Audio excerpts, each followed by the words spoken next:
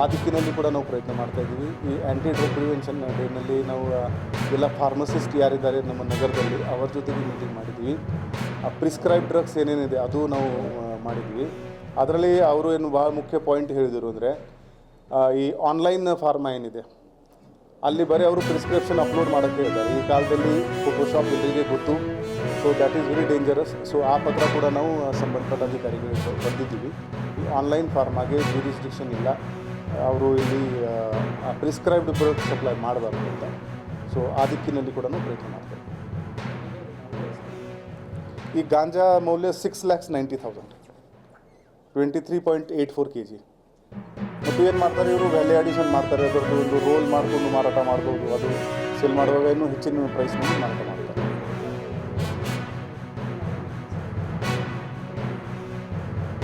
ಅದು ಈಗ ನಾವು ಫಾರೆನ್ಸಿಕ್ ಇದು FSLಗೆ ಕೂಡ ಕಳಿಸ್ತೀವಿ.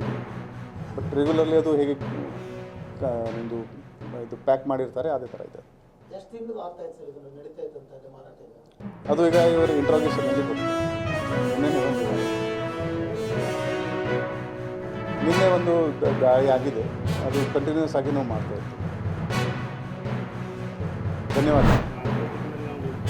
ಬಂದಾಗ ಸಮಯ ಬಂದಾಗ ಹೇಳೋಣ. ಈಗೇನು ಅವಶ್ಯಕತೆ ಇಲ್ಲ.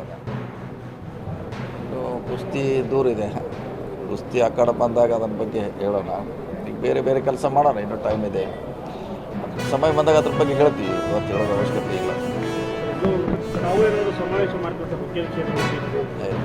ಸಮಾವೇಶದಲ್ಲಿ ನಮಗೇನು ಭರವಸೆ ಇಲ್ಲ. 5 ಲಕ್ಷ ಜನನೂ ಕೂಡಿಸಿದ್ದೀವಿ. ಎಷ್ಟು ಹೈಯೆಸ್ಟು ಇಲ್ಲಿ ಎಷ್ಟು ಜನ ಇದ್ದಾರೆ?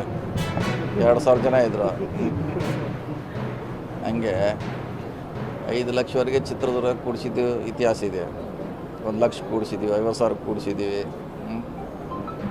ಸೊ ಜನ ಕೂಡಿಸೋದು ನಮಗೇನು ಅದೇನು ಹೊಸದಲ್ಲ. ಅದರಿಂದನೇ ಎಲ್ಲ ಆಗ್ತಿತ್ತು ಹೇಳೋಕ್ಕಾಗೋಲ್ಲ. ನೋಡೋಣ, ಸಮಯ ಬಂದಾಗ ಹೇಳ್ತೀವಿ. ಅದು ಅಂಥದ್ದು ಏನು ಅಷ್ಟು ಅರ್ಜೆಂಟ್ ಏನಿಲ್ಲ. ಅವ್ರಿಗೆ ಅರ್ಜೆಂಟ್ ಇದ್ದಂತೆ ನನಗೆ ಅರ್ಜೆಂಟ್ ಇಲ್ಲ. ಅದು ಸ್ವಾಮೀಜಿಯವ್ರ ಬೆಟ್ಟ ಭಾಳ ಸಿದ್ಧ ಇತ್ತು. ಅವ್ರ ಭಕ್ತರೆಲ್ಲ ಹೋಗೋಣ ಅಂತ ಹೇಳಿದರು.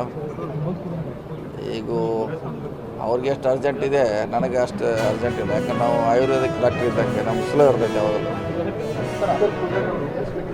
ಹಾಂ.